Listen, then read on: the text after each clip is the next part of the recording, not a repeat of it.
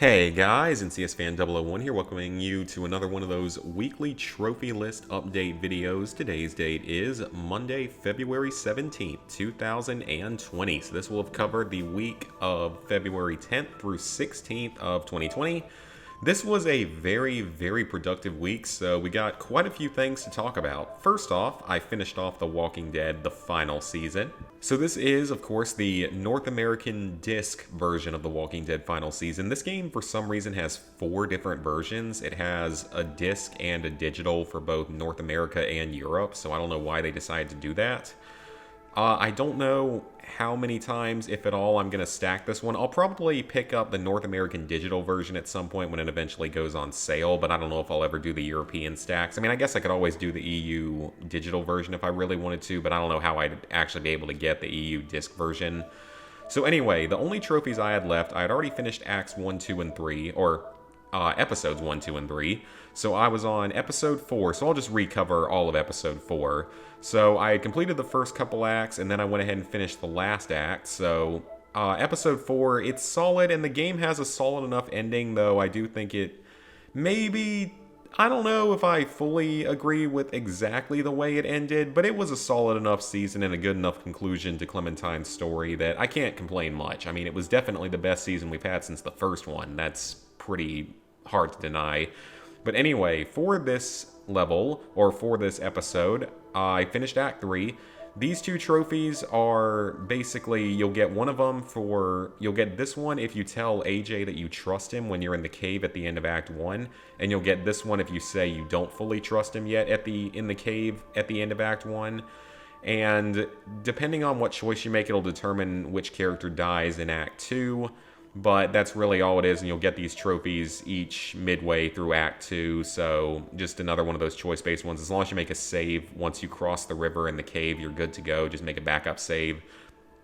I actually wrote a trophy guide for this game on PSN Profiles. Not like a true trophy guide, a trophy walkthrough to try to streamline it for everyone.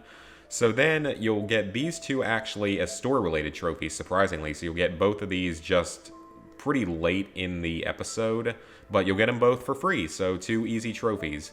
And then you, of course, have your collectible trophies. So this is the collectible trophies for this episode are a little bit weird because there's 3 guaranteed collectibles that you have to get, but there's also a 4th one. It's a skin mask, and there's some of the guides, like Power Pixes says you don't have to collect it, but another guide did say you have to collect it. Plus, it does show up in your collectibles, and you can place it at the end. So I would recommend picking it up, and to do that, you have a couple options to do it. You either have to, at the end of episode 3 here, so one way to get it is at the end of Act 3 of episode 3, you're going to have AJ, he's going to have someone at the end of his gun, and you're going to want to tell him to not shoot, and that will guarantee that you get the mask and pick it up automatically with no difficulty at the start of episode 4. If you do let him shoot, then you have to be mean to James when you get to the cave in Act 1 of episode 4 to get it. I would recommend still getting it. Some people, like I said, say it doesn't count, some say it does, but I would say be better safe than sorry so you don't have to replay the whole final episode. And then finally, you have to place all the collectibles, but this trophy unlocked after I placed just 1 collectible, so it seems to be glitched in a good way in that you only have to find and place 1 collectible for this one, and that would make sense as to why it's more common than this one.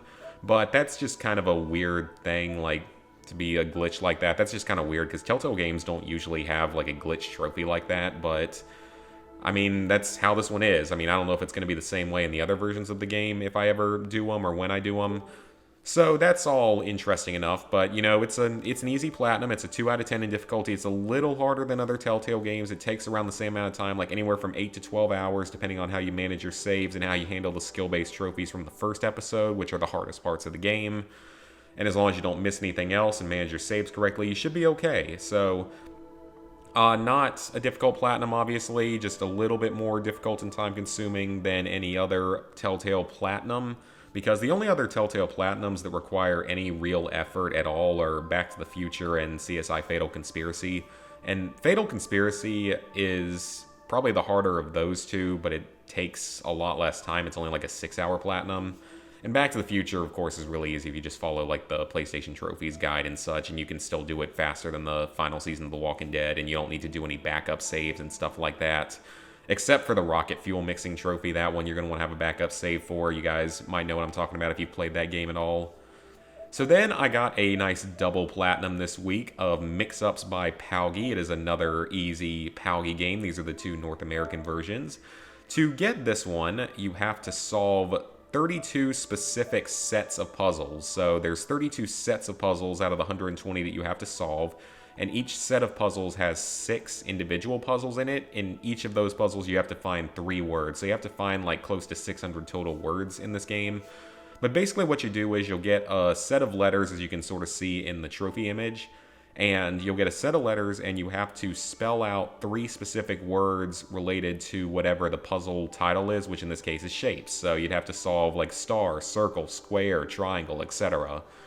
And you have to do that for 32 sets of puzzles. This platinum is, of course, like most POWGI games, quick and easy. It takes an hour and a half to 2 hours, so not as fast as like one word, but still very quick and very easy, obviously. And every single trophy is just earned by solving the puzzles. No miscellaneous trophies this time around. So yeah, it's a typical POWGI game. You have to solve the following puzzles: shapes, body parts, sharp things, baseball, palindromes, astrology, playing cards, coffee, Greek letters, vegetables, things that fly, dentist, movies with sequels, Japan, elements, in the hotel, photography, at the bakery, weather, astronomy, shades of blue, musical terms, donuts, salads, shiny, beans, and military ranks, trains, British kings and queens, pasta, bread, and facial features. So you have to solve those puzzles. As you can see, this version of the game took me around a little, like right under 2 hours. But I definitely could have done it faster at times. And then the Vita version took me a lot longer because I played some of it one day and then some of it the next day and then finished it the day after that. So it took me a little bit longer to get through the Vita version, but very quick and easy platinum trophy. Nothing to worry about there. I mean, it's your typical POWGI game. There's not really much else to say about that. Just follow like PowerPix's guide and you're good to go because they have guides for all of them for whatever reason. And finally, we have begun Resident Evil 6 on the PS3. So over the years, I had already... This game has a hidden platinum trophy. I forgot games even ever did that. Okay then. So I actually picked this game up on my birthday in 2012. So that was when it, I guess, may have been the day it came out, or maybe like the day after it came out or something. But I picked it up for my birthday of 2012, so 8 years ago. Man, it's been a long time. And back then, I managed to complete Chris, Leon, and Jake's campaigns. I never got, like, any progress on Ada's campaign here, and so therefore I never actually finished the game. And what I actually did was I went ahead and deleted my old save from the old days, and I'm also playing on a different PS3 anyway, just because I want to start the game over again, because I didn't know what I was doing back then. I wasn't a trophy hunter back then. I was making mistakes. I'm sure I would have probably had to replay everything anyway, so I'd rather play it in a more streamlined fashion to get everything done in a more easier way. Professional in this game, I don't think is that difficult, but I do know that you can get the cheats, like the, well, not cheats, but, you know, infinite ammo type stuff in it, so I don't think it's going to be too bad. I assume it's not going to be too bad. I mean, it's still obtained by a pretty good number of people. Customized dog tags, earn titles, purchase skill, those are all unmissable trophies. Max out all the skills. This is the really time-consuming trophy in this game. It takes a while to get. Stealth kill, coup de grace attacks, those are easy. This one, I guess, is not as easy. This is actually one of the earlier trophies I got in this game, or one of the newer trophies, I mean, that I got. You have to recover after going down, like you have to get down by an enemy and then recover without any help. I actually did it in the DLC stuff, so that's kind of nice, but got it done. I'm very surprised I never got it done back in 2012 or 2013 when I first played the game. It looks like I must have come back to it in like late 2013 to play it some more. I wonder, is that when I finished Jake's campaign finally? Maybe looking back? Yeah, sure is. Okay.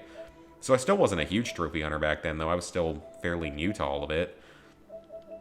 So yeah, then you have to rescue your partner a bunch of times. That's easy. Use all the weapons in the game. This one's going to be a bit of a grind, as I don't really know exactly what it entitles, because I don't know if there's like specific weapons for specific chapters and stuff you have to worry about. This one you can probably grind in a specific place. Don't know what I did for that one, but it looks like it's easy. Not sure about the figures one, but it's probably not too difficult. It's probably just collectible. This one's easy. You just have to do it with the Hydra, which is a specific weapon. Take down an enemy from 50 meters away with a headshot using the thermal scope. Okay, so that's probably got to be done in a specific place. That's easy. Those are both obviously easy. This one is kind of grindy. I don't remember exactly where you do it, but it's still easy. And then you have a few of these trophies. There's like one specifically for each of the 4 characters that you have to do, like a miscellaneous one for each of the 4 characters. So this one I believe was Leon's, and it's pretty easy. This one I want to say is Chris's, but I could be wrong on that. This one may have been Jake's, but again, not 100% sure. And then this one I know for a fact is Ada's, or I'm almost like 99% sure is Ada's. The medals should come while grinding out the skills, and the serpent emblems, there's 80 of them in the game. They're your typical collectible that you have to take out, so as long as you're following a guide. I mean, that's another reason, because I wasn't following any sort of guide, so I wouldn't have known where anything was. So I got 1 trophy in the base game. Now, I'm not too concerned with doing the base game right now, because the base game does not have any multiplayer type trophies, and you can still do everything solo, you know, with an AI partner. So I'm not worried about that. It is the DLC that I've gotten started on, so we'll talk about Predator first, because I got Predator done. Predator is very easy. This is the easiest of the 4. It's the fastest of the 4. So with this one, this is a mode where you go in and you have a team of human players, or, well, it's a team of humans versus another human, but it's the human players that play as actual human characters like Chris and Jake, and they have to defeat this Ustanok giant mutation thing and try to defeat him. So to get the trophies in this one, they're all actually very easy. So you have to defeat Ustanok without anyone being captured, with only 1 agent remaining, and defeat him 20 times. You can boost all of those in 1v1 against a second account. So just a second PS3, that's what I've been doing. Those 3 are all very easy. Then you have to eliminate all players as Ustanok in less than a minute. That's very easy as long as you are boosting with yourself, obviously, and only against 1 other person. So nothing to worry about there. This is by far your most time-consuming trophy. It requires you to play through 50 rounds, unless you're boosting like with multiple people. Maybe if you had someone else nice enough to AFK for you. Oh, but that reminds me. Who was the brilliant genius who designed this game to where you have to create a new lobby after every single match? Who thought that was a good idea, instead of being able to stay in the same match and replay over and over again the way you did with Resident Evil 5? Like, that's so dumb. Why would you have to do that? Because it just... Here's the thing. That adds on a lot of time, because you can finish rounds of this either defeating or capturing in 30 seconds. But then it takes like a full minute and a half to get into another game. So, I don't know who thought that was a good idea. It's just really, really stupidly designed. Terrible design with that, and it's why I'm really, really glad I'm not having to play this on PS4, because PS4 version's worse, because you have to do the same amount of everything, but you can't boost with yourself. You have to boost with another human player. So yeah, that's not fun. That's not well designed at all. So next we'll talk about Survivors. Survivors is also very easy, and I forgot to say Predator. I mean, Predator, if you're boosting, it's, you know, a 2 out of 10 at most, and it takes 3 to 4 hours, I would say, boosting with yourself. And I wasn't even doing it the most efficient way either, I don't think. So you could probably do it in like right at 3 hours. So that's not too bad. Survivors is pretty easy. You have to win 5 times in a row, which is easy as long as you're boosting against yourself. Same with this one, so just defeat your opponent using only physical attacks. Very easy. Survivors is a deathmatch or team deathmatch type mode where you're just going up against other human players, and there's a few zombies that spawn along the way, and whichever team eliminates the other team first is the winner.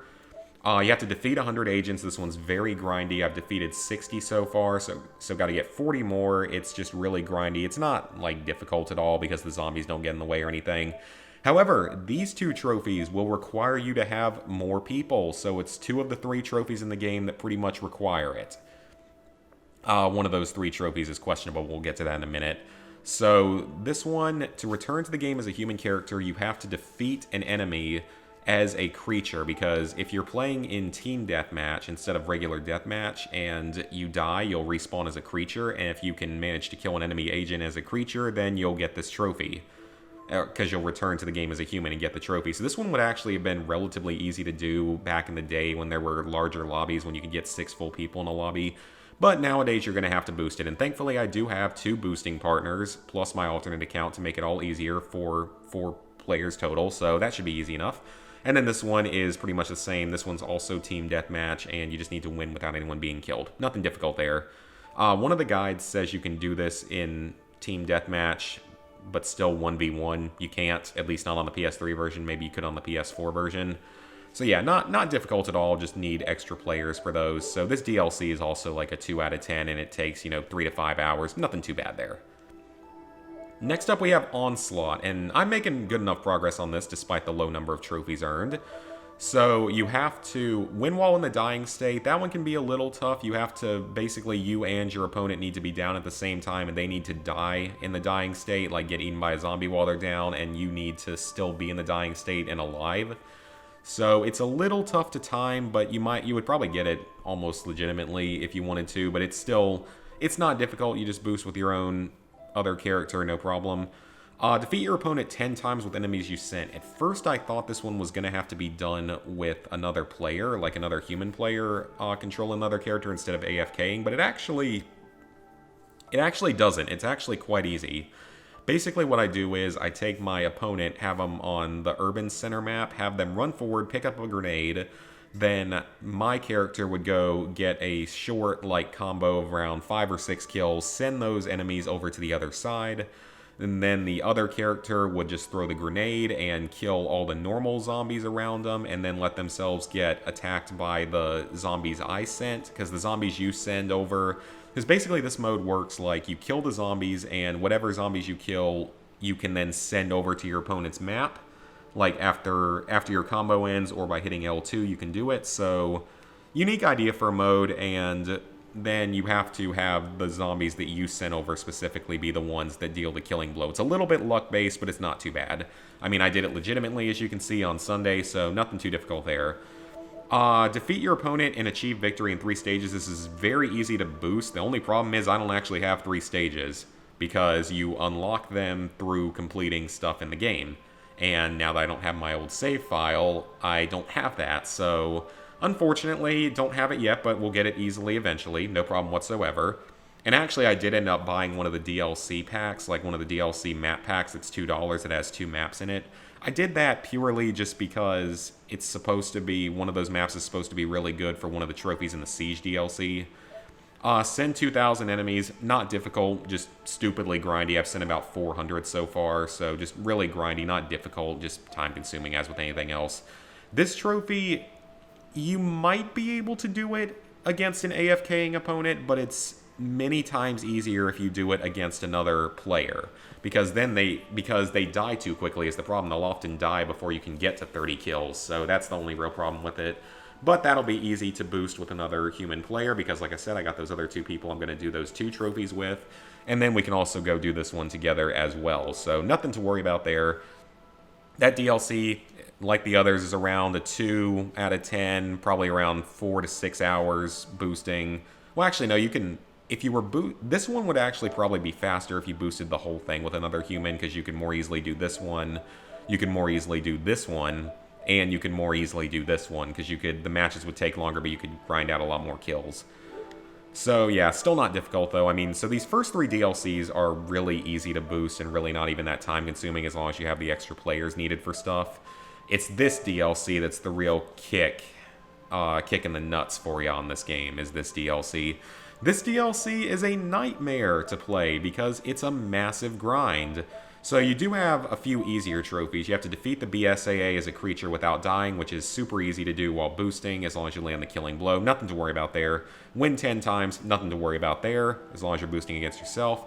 Protect the BSAA without them getting hurt. I'm having a little bit of trouble with this one, but there's certain maps you can apparently play on that make it easier, like the rooftop map and one of the ones that I just bought with the DLC is supposed to be really easy for this, so I'm not worried about that one. I'll get it eventually because of the other 2 trophies.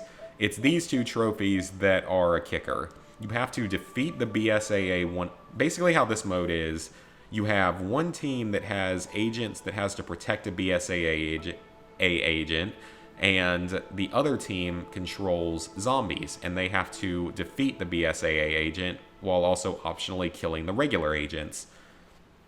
So yeah, that's what you have to do, and you have to So basically this means you have to be the one that lands the killing blow on the BSAA agent. It can't be one of the other zombies, which is the real big problem with that. 100 times. I've done it once so far. Yeah. And then this one's even worse because you have to defeat 100 agents and 100 creatures. Now, a couple of the PlayStation Trophies guides say that this doesn't have to be the actually player-controlled creatures. It can be the regular zombies. But the guide on PSN Profile says it has to be the player-controlled zombies, so I'm just going to start doing it the safe way and do it with the player-controlled zombies, focus on them. Because I should be able to get one of each of these 3 kill types per match within like a few minutes. But it's going to take absolutely forever. I am not looking forward to this thing at all. It's going to be awful. This DLC by far is the worst of the 4. It takes as long as the other 3 combined, or it takes longer than the other 3 combined when you boost them all. And it's definitely a little more skill heavy, but it's gonna suck, and it's also luck based, but it's not fun, but I'll get through it eventually. I mean, I've already made pretty decent progress. I mean, in total, you're gonna be playing these DLCs for about 40 hours, so not as bad as like Far Cry 2, or even probably not even any worse than all the stuff I did for Killzone Shadowfall recently.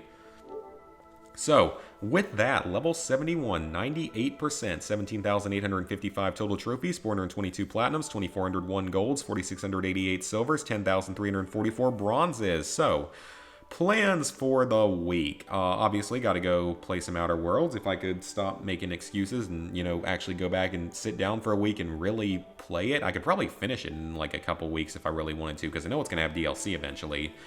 But I also decided, I think that in the next few weeks, I'm going to go back and finish off Modern Warfare.